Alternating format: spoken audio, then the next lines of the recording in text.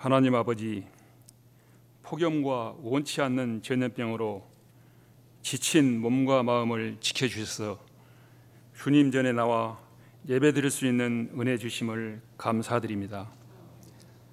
살아온 날 동안 겪어보지 못한 작금의 상황 속에서 조물주 하나님 앞에 저희는 실로 연약한 존재임을 고백하며 주님의 돌봐주심에 감사와 찬양을 드립니다. 하나님 아버지, 지구촌 각처에서 자연재해와 코로나로 인해 죽어가고 병석에서 생의 끈앞을 잡고 신음하는 많은 이들을 불쌍히 여기시고 그들의 고통을 거두어 주시기를 간절히 기도드립니다. 코로나로 인해 모이는 교회로서 예배와 교육, 봉사, 친교는 축소되었지만 하나님 자녀된 우리는 그동안 분주했던 일상을 잠시 늦추고 저희 한 사람 한 사람 각자가 잠잠히 하나님만을 바라보므로 하나님과의 교제가 깊어져서 말씀을 삶으로 살아내는 성숙한 성도로 성장해가는 은혜의 계절이 되기를 원합니다. 하나님 아버지, 뉴스 보는 것이 스트레스가 되는 이 나라를 위해 기도합니다. 정권 창출이나 재집권을 위한 동지애나 패거리 문화에서 벗어나 신실하게 국민을 섬기려는 낮은 마음으로 내 편의 이익이 아닌 국민의 유익을 우선하는 마음을 모든 이정자에게 주시기를 간절히 원합니다. 하나님 아버지, 비록 전 교인이 한자리에서 예배드릴 수는 없는 현실이지만 지금의 상황도 하나님의 크신 은혜임을 감사하며 이 예배 가운데 예수님의 임재가 충만하기를 원하오며 이 예배에 참여하지 못하는 성도님들과 온 교우들 가정에 함께하기를 예수 그리스도 이름으로 기도드립니다. 하나님의 말씀입니다. 구약성경 레위기 19장, 구약성경 175쪽입니다. 구약성경 175쪽 레위기 19장 절수를 좀 바꾸겠습니다. 17절, 18절 교독하겠습니다. 레위기 19장 먼저 17절과 18절 교독하십시다. 너는 내 형제를 마음으로 미워하지 말며 내 이웃을 반드시 견책하라. 그러면 내가 그에 대하여 죄를 담당하지 아니하리라. 원수를 갚지 말며 동포를 원망하지 말며 내 이웃 사랑하기를 내 자신과 같이 사랑하라. 나는 여호와이니라. 아멘. 그 뒤에 33절, 34절 교독하겠습니다. 33절부터 34절까지만 교독합시다. 거류민이 너희의 땅에 거류하여 함께 있거든 너희는 그를 학대하지 말고 너희와 함께 있는 고류민을 너희 중에서 나은 자같이 여기며 자기같이 사랑하라. 너희도 애굽 땅에서 거류민이 되었었으니 나는 너희의 하나님 여호와이니라. 아멘. 신약성경 마태복음 5장 38절, 신약성경 7쪽입니다. 마태복음 5장 38절부터 48절까지 교독하겠습니다. 또 눈은 눈으로 이는 이로 갚으라 하였다는 것을 너희가 들었으나 나는 너희에게 이르노니 악한 자를 대적하지 말라.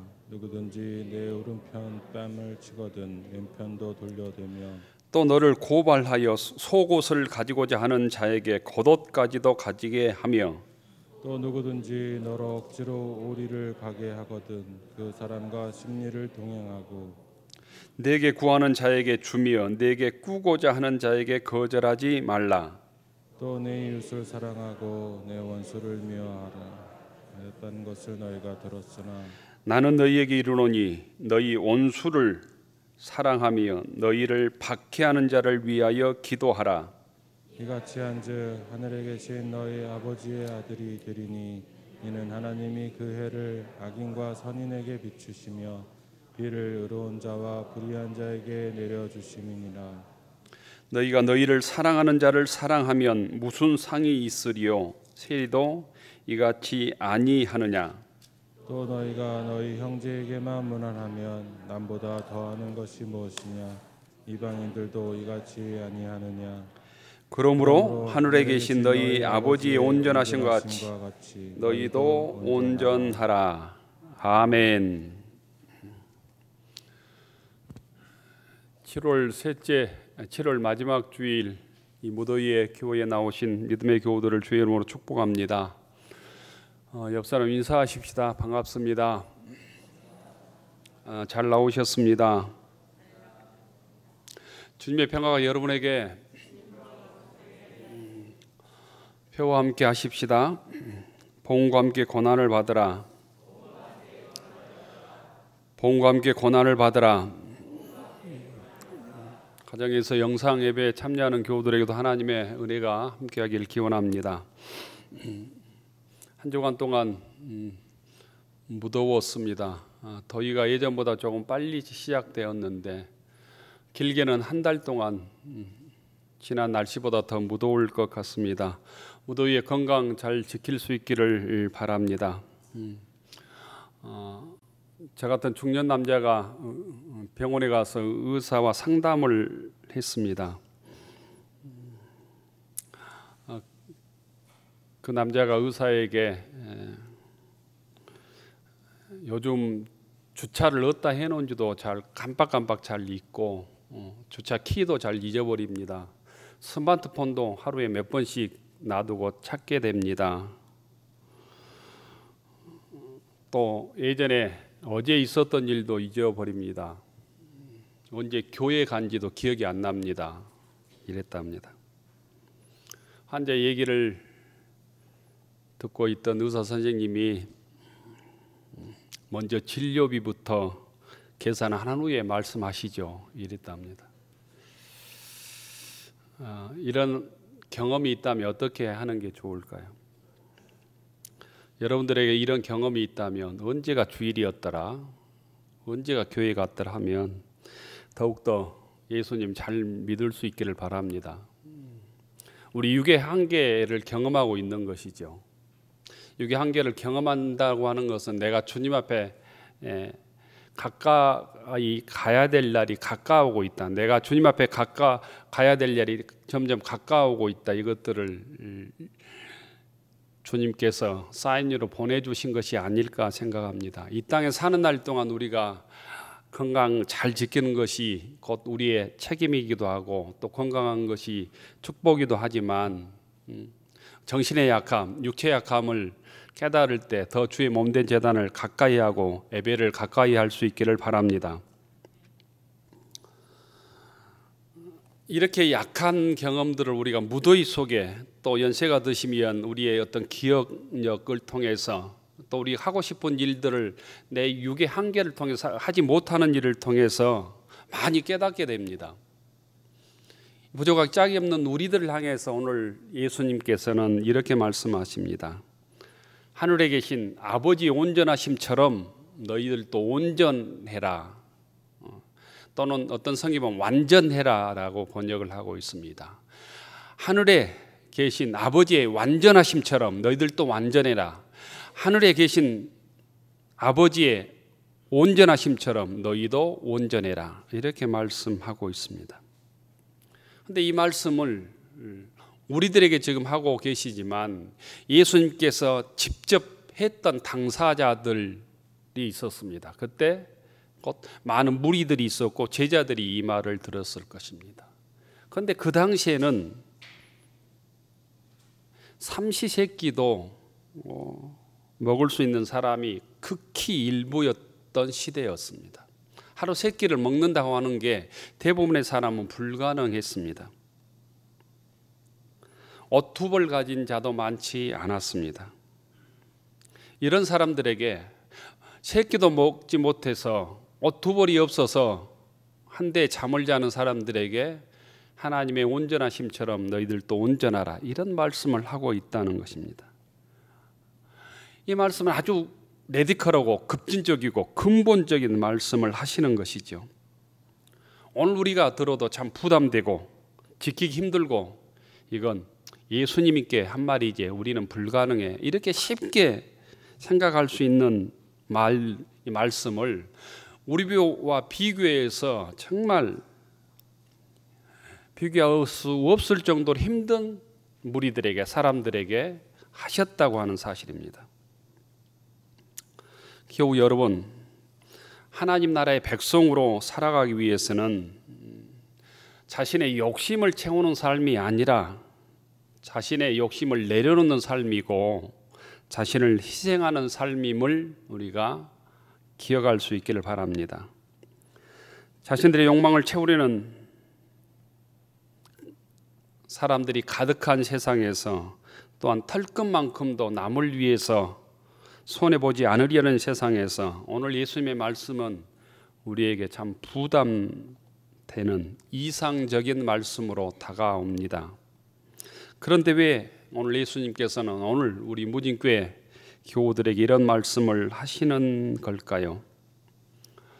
그런 의문을 가지고 이 말씀을 내가 들었지만 우리 삶 속에서 지켜낼 수 있을까, 이런 의문의 마음을 가지고 마음의 귀를 열고 말씀에 귀 기울일 수 있기를 주의 이름으로 축원합니다.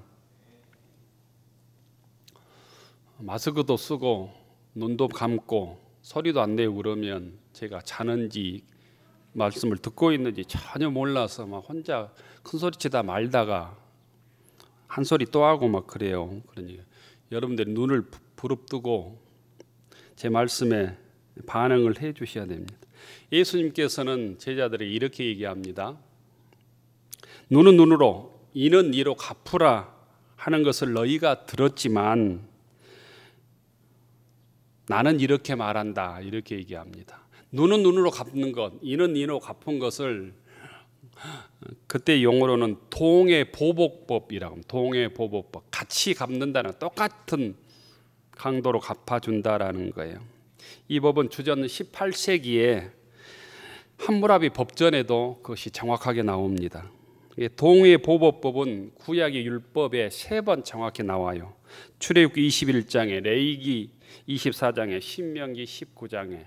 출애굽기 21장을 읽어보면 이렇습니다. 23절, 그러나 다른 해가 있으면 갚되 생명은 생명으로, 눈은 눈으로, 이는 이로, 손은 손으로, 발은 발로, 된 것은 된 것으로, 상하게 한 것은 상함으로, 때린 것은 때림으로 갚을지니라, 이렇게 말씀합니다. 이 구약의 율법이 어떻게 보면 굉장히 잔인하고 야만적이고 무자비한 법처럼 우리에게는 느껴집니다. 하지만 이 말씀 속에는 그와 반대되는 아주 두 가지 중요한 의미가 이 동해보복 속에는 들어 있습니다. 첫째는 이 율법은 더 이상 보복과 복수가 더 커지지 않고 최소화하기 위한 목적으로 기록이 되었습니다. 내가 당한 것만큼만 복수하라는 의미입니다. 더 많이 복수하지 말라는 거예요. 한 대 맞은 사람이 2대 때리지 말라는 거예요. 과잉보복 금지법이라고 할 수 있습니다. 대부분의 사람은 우리가 어떤 어려운 일을 당하거나 복수를 당하면, 어떤 어려운 일을 당하고 손해를 보면 더 많이 복수하려는 욕망이 있습니다. 더 크게 복수하려는 경향이 있다는 거예요. 한 대 맞았으면 여러분 한 대만 때립니까? 10배 때리고 싶은 분노가 우리 속에 자리 잡고 있습니다. 그래서 사람들이 정치적으로 잘못되면 모든 탓을 대통령 탓하고 또 누구 탓하고 막 이런 거예요. 한 개인이 피해를 입었는데 피해를 입힌 집단 전체를 보복하거나 복수해서 일어나는 전쟁이 고대에는 허다했습니다. 우리 동네에 내가 피해를 입었는데 동네 사람 전체가 몰려가서 다른 동네 전체를 불을 지르거나 10배, 100배로 보복하는 경우가 구약에 많이 있었다는 거예요. 그걸 방지하기 위한 법입니다.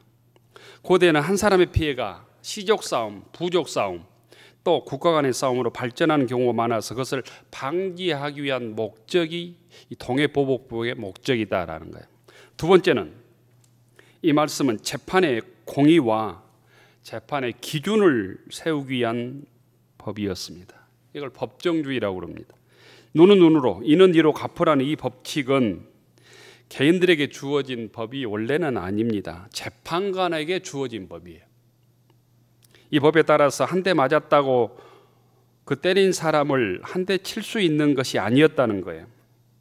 구약시대에 개개인의 분쟁이 생겼을 때 곧 재판관을 찾아가서 그 분쟁을 해결하도록 했습니다. 그래서 닭 한 마리의 손실이 생겼을 때는 재판관이 이 법칙에 따라서 가해자가 피해자에게 닭 한 마리 보상하도록 재판을 내리는 거예요.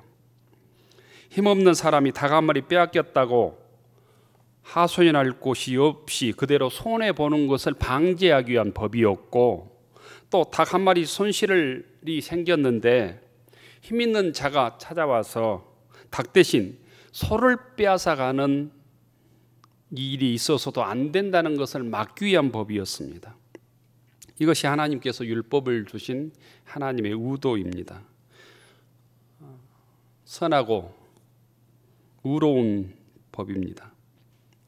이 법이 보복을 용납하고 폭력을 부추기는 악법이 결코 아니었다는 거예요. 그런데 예수님 당시에 이 법이 곧 보복법으로, 복수법으로 악용되고 있었습니다. 율법을 해석하는 사람들이 누구나 이 법을 근거로 해서 자기가 당한 일을 개인적으로 복수할 수 있다고 주장했고, 그 복수가 과잉이 되었습니다. 한 대 맞았으면 꼭 한 대를 때려야 되는 것이 율법을 지키는 것처럼 오용되고 말았다는 것입니다. 그래서 법이 오용됨으로 법의 정신이 사라져버린 거죠. 그래서 예수님께서 이 법의 정신을 말씀하신 것입니다. 예수님께서는 누구나 복수하고 싶은 마음, 보복하고 싶은 마음에 대해서 우리들에게, 예수 믿는 자들이 이렇게 가르칩니다.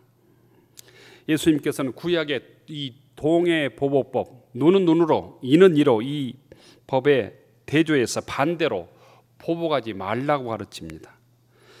그런데 잘 생각해 보면 보복하지 않는 급진적인 삶을 통해서 보복에 대한 율법을 폐지하지 않고도 이 율법의 정신을 예수님께서는 완전하게 성취하고 계심을 알 수 있습니다. 예수님은 이렇게 말씀하시죠. 너희는 눈은 눈으로, 이는 이로 갚으라는 율법을 들었지만 나는 이렇게 말한다. 네 오른밤을 때리면 왼밤도 돌려대어라. 고소해서 너의 속옷을 가지려 하거든 겉옷도 가져가게 하여라. 오리를 가도록 하면 심리까지 가주어라.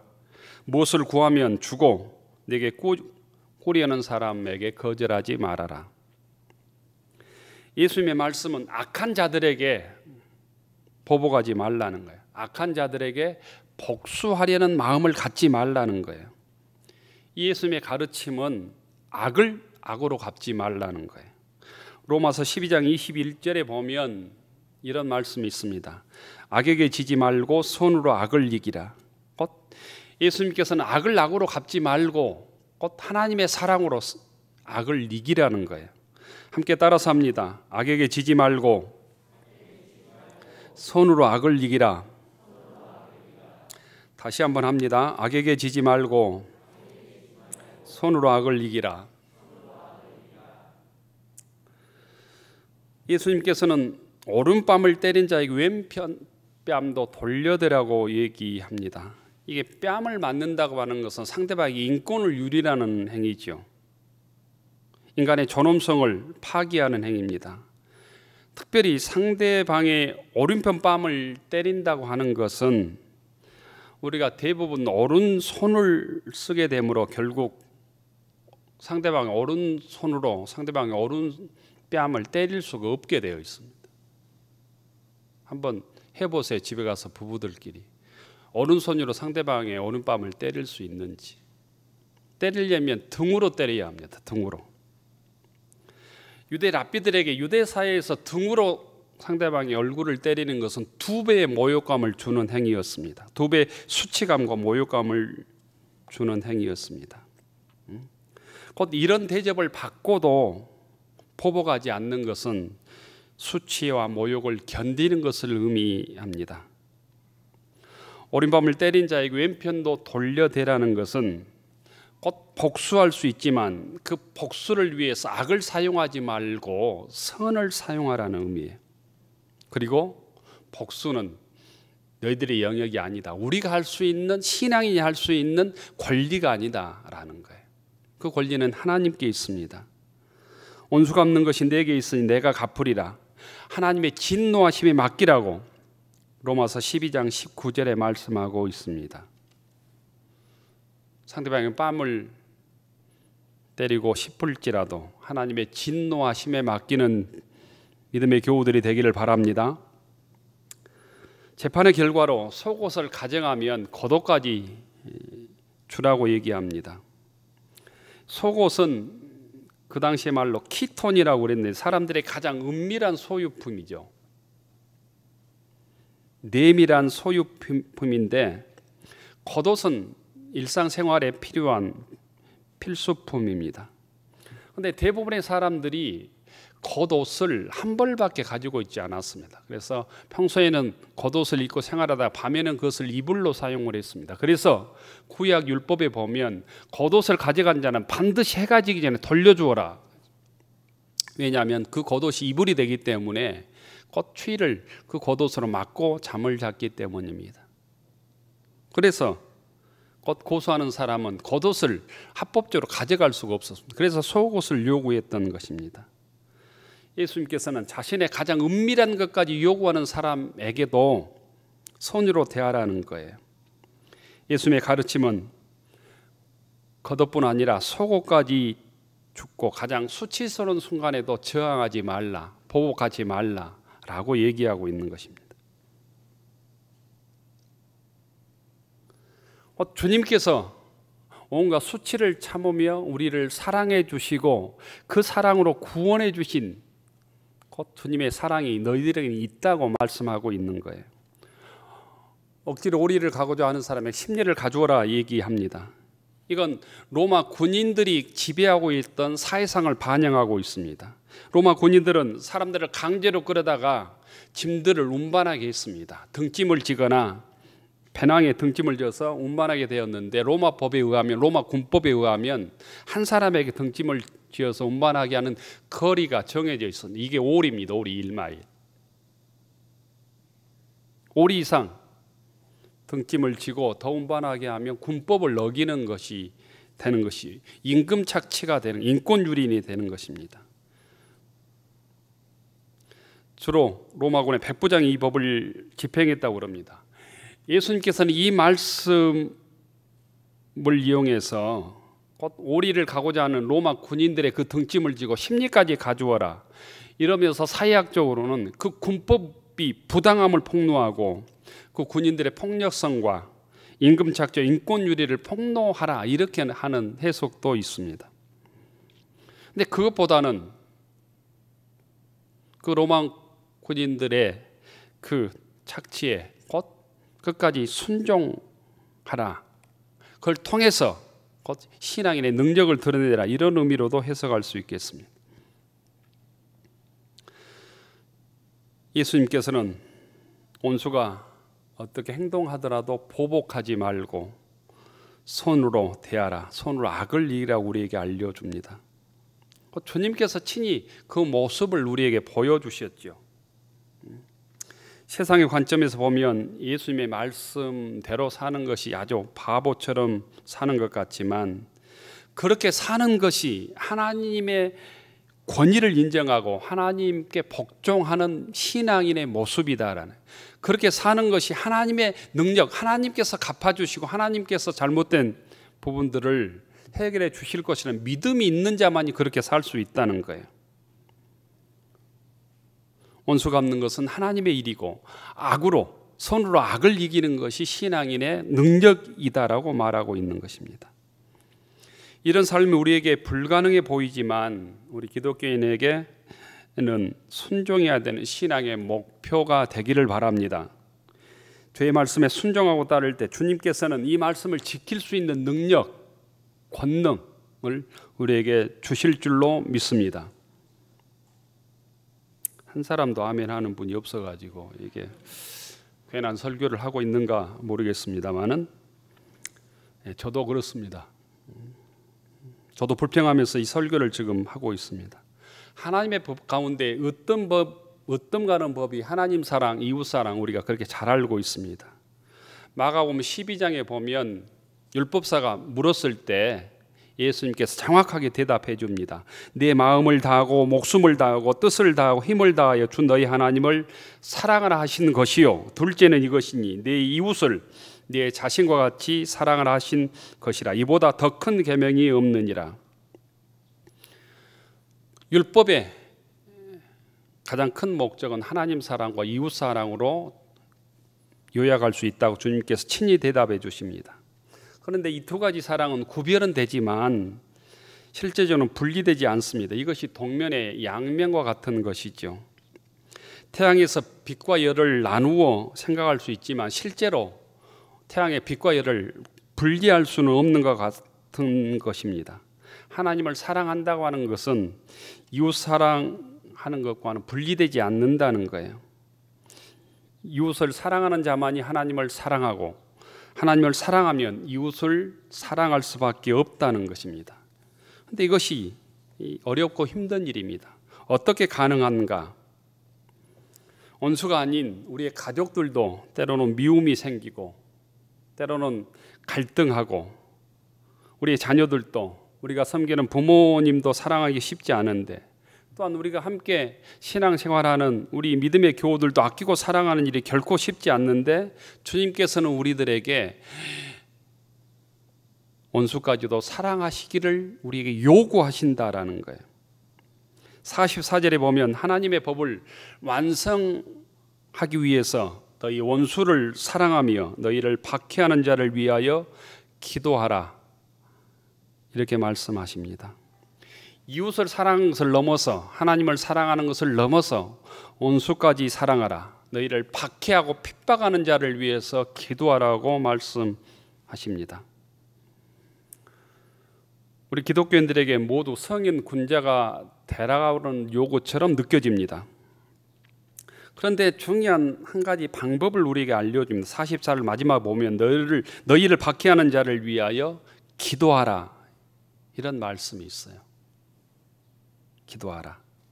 원수를 사랑할 수 있는 방법, 그건 기도에 있는 거예요. 기도에 있는 것. 이 난감한 요구를 감당할 수 있는 능력, 이것은 기도에 있다는 것을 주님께서 가르쳐주고 있습니다. 원수를 사랑하는 방법이 기도입니다. 박해하는 자를 이기는 방법이 기도라는 거예요. 하나님의 사랑의 최고의 법, 하나님 사랑과 이웃 사랑에서 더 확대돼서 주님께서는 원수 사랑까지도 얘기합니다. 다시 말하면 하나님의 법을 이루는 것은 기도를 통해서만 가능하다는 것을 주님께서 우리에게 알려줍니다. 너의 능력, 사랑의 능력, 너의 윤리의 능력으로 불가능하다는 것을 주님께서 우리에게 알려주시는 거예요. 윤리를 배우고 도덕을 가르치고 원수 사랑을 많이 배운다고 할 수 있는 일이 아니다라는 거예요. 그런 의미에서 기도는 기독교인의 첫 출발점이자 온전하기 위한 방법입니다.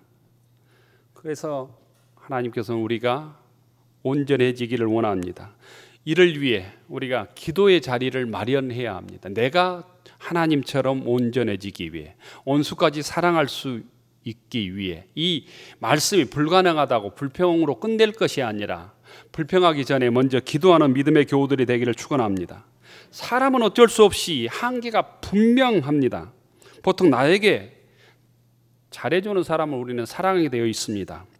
아름답고 매력 있는 사람을 우리가 사랑하게 되어 있습니다. 사랑할 가치가 있는 자만이 우리는 사랑하게 되어 있습니다. 그게 우리 한계를 주님께서 아셨기 때문에 그러기 위해서 기도하라. 원수까지 사랑할 수 있도록 기도하라. 박해하는 자들을 위해서 기도하라고 말씀하고 있는 것입니다. 기도만이 하나님의 은총의 통로고 그 은총이 회복될 때 네가 원수로 보았던 사람까지도 사랑할 수 있다고 얘기하는 거예요. 기도의 능력으로 하나님을 사랑하고 형제를 사랑하고 이웃을 사랑하고 원수까지도 사랑할 수 있는 믿음의 권속들 되기를 축원합니다. 그리할 때 하나님의 아들이라고 일컬음을 받게 됩니다. 45절에 보면 이같이 한즉 하늘에 계신 너희 아버지의 아들이 되리니 이렇게 말씀합니다. 우리 모두는 하나님의 자녀가 되기를 원하고 하나님의 아들이 되기를 원합니다. 그런데 주님께서 말씀하신 원수까지 사랑한 일에는 우리가 쉽게 포기합니다. 하나님의 아들 되는 일과 원수까지 사랑하는 일은 연동되어 있음을 우리가 깨달아야 합니다. 예수 믿는 자들에게 최고의 복은 오늘 말씀에 의하면 원수까지도 사랑할 수 있는 마음입니다. 우리를 괴롭히고 핍박하는 사람들을 위해서 기도할 수 있는 마음이 하나님께서 우리에게 주신 최고의 복이라고 믿습니다. 은혜 받는 자에게, 그런데 은혜를 받으면 은혜 받는 자에게는 그 원수가 아닌 거예요. 이웃이 되는 거예요. 은혜 받고 은혜의 눈으로 보면 그 원수가 원수로 보이지 않는다는 거예요. 원수는 없다는 거예요. 원수처럼 우리가 느끼는 것은 환상이고 실체가 없다는 거예요. 어떤 사람이 원수로 태어나는 것이 아니라는 거예요. 내 마음이 삐뚤어져 있고 내가 상처받고 내가 은혜를 받지 못하기 때문에 모든 사람이 원수처럼 보이는 것이지, 내가 주님의 은혜로 충만하면 어제 원수였던 사람이 이웃으로 보인다는 겁니다. 원수도 아니고 주님의 은혜가 필요한 불쌍한 한 사람일 뿐입니다. 내가 먼저 기도하고 회개와 용서를 받았다는 사실을 내가 체험할 때 나의 원수는 사라지고 사탄의 정욕에 사라져 있는 이 불쌍한 한 영혼, 내가 구원해야 될 한 영혼에 불과하게 된 것입니다. 그래서 예수님께서는 십자가에 못 박힐 때 자기에게 손과 발에 못을 박고 가시게 면류관을 씌우고 채찍으로 치고 조롱하고 침을 뱉고 뺨을 때리는 사람을 아무리 성경에 봐도 저주하지 않았습니다. 그 이유가 여기에 있습니다. 주여 저들을 용서하여 주소서, 지금 저들이 하고 있는 일이 무엇인지 알지 못합니다. 이렇게 주님께서는 하나님께 기도하고 있습니다. 저들을 용서해 달라고. 곧 주님께서 십자가에 달렸지만 하나님의 사랑으로 충만했기 때문에 그들을 원수로 보지 않고 거듭나야 될 죄인으로 보았다는 거예요. 오늘 예수님께서는 신앙인의 기준을 48절에서 이렇게 설정해 주십니다. 그러므로 하늘에 계신 너희 아버지 온전하신 것 같이 너희도 온전하라.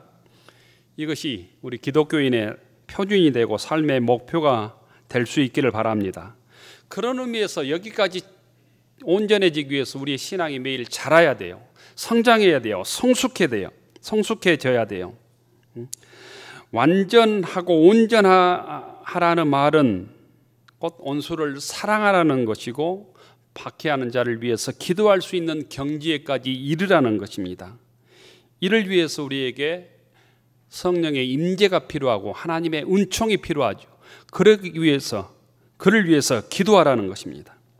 온전하다, 완전하다라는 것은 마음을 다 바친다는 의미예요. 하나님을 향해서 일편단심하는 태도를 의미합니다. 마음이 분열되지 않는 것을 의미해요. 내 것을 빼앗길까 봐 전전긍긍하지 않고 오직 하나님의 내 마음과 내 정성을 다하는 것입니다. 또한 이 독일 성서 공예설의 해석에 의하면 완전함이란 흠잡을 데 없되 완벽한 것을 뜻하는 것이 아니고 하나님과 이웃을 위하여 전적으로 자신을 개방하는 것이다라고 주석을 하고 있습니다. 예수님께서 가르친 온전함이란 하나님과 이웃을 사랑하는 것이고 또 내 부족함과 내 약점을 하나님과 이웃 앞에 펼쳐내어 보는 것이다. 그리고 상대방의 도움을 구하는 것이다라는 것입니다. 우리가 완전해진다고 하는 것, 온전해진다고 하는 것은 우리가 성장하는 것을 의미합니다. 성숙한 것을 의미합니다. 미숙가란 자기 자신밖에 생각하지 못하지만 성숙한 사람은 다른 사람을 생각할 줄 압니다. 이 땅에서 가장 성숙하고 완전했던 분이 우리의 구주이신 예수님입니다. 자녀는 부모를 닮지요. 우리가 하나님의 자녀라면 온전하신 주님을 닮아가기를 바랍니다. 세상 말에 40세가 넘으면 자기 얼굴에 책임을 져야 된다는 말이 있습니다. 여러분은 얼마 동안 예수를 믿고 신앙생활 해오셨습니까? 여러분은 예수 믿는 그 믿음, 신앙생활 해온 그 연수가 어떤 모습으로, 어떤 믿음으로 지금 이 땅에, 이 세상에 드러나고 있습니까? 우리 모두 원수를 사랑하고 박해하는 자를 위하여 기도하라는 주님의 명령에 순종해 보시기를 바랍니다. 순종하심으로 우리가 온전해지는 믿음에까지 성장하기를 원합니다. 하나님께서 우리가 하나님과 원수되었을 때 그냥 있지 아니하시고 독생자 예수님을 이 땅에 보내주셔서 우리의 죄를 용서하시고 우리를 사랑하시고 우리를 구원해 주셨습니다. 그 사랑이 오늘 우리들에게 있다는 거예요. 그 사랑을 드러내서 온전히 이웃을 사랑하고 원수까지도 사랑하기 위해서 주님께서는 기도하라고, 주의 충만한 은혜를 받으라고, 성령의 충만한 은혜를 받으라고 말씀하시고 계십니다. 그 충만한 은혜로 원수까지도 사랑할 수 있는 그 사랑의 충만함으로 하나님의 온전함에 이르는 믿음의 권속들이 되기를 축원합니다.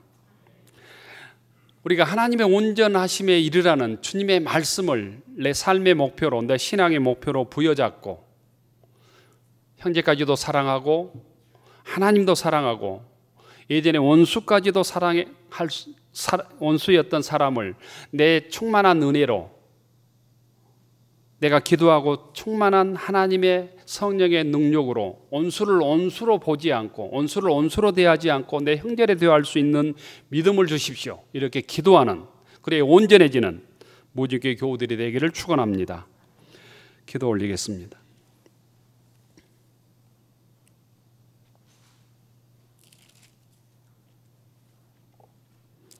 나는 너희에게 이르노니 너희 원수를 사랑하며 너희를 박해하는 자를 위하여 기도하라. 이같이 한즉 하늘에 계신 너희 아버지의 아들이 되리라 말씀하신 주의 말씀을 우리의 심령 속에 부여잡게 하옵소서, 새기게 하옵소서.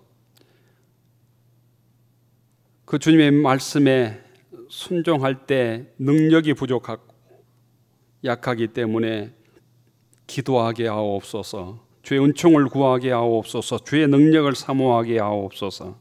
성령의 충만함으로 원수까지도 사랑하여 하나님같이 온전한 신앙으로 이 땅에서 빛과 소금으로 쓰여지는 믿음의 권속들 되게 하옵소서. 예수님 이름으로 기도 올리옵나이다. 아멘. 하늘 우러러 축원하옵나니 이제는 성부 성자 성령 삼일체 하나님의 사랑과 은혜와 능력과 권능이 복수와 보복이 판치는 세상에서 원수를 사랑하는 주님의 말씀을 마음속에 새기고 하나님 아버지의 온전하심을 소망하며 말씀에 의지하여 신실한 믿음의 삶을 살아가기로 다짐하는 무진교 교우들 머리 위에, 우리의 가정과 일터 위에, 우리의 자녀들 위에 이제로부터 영원까지 함께하여 주시기를 간절히 축원하옵나이다. 아멘.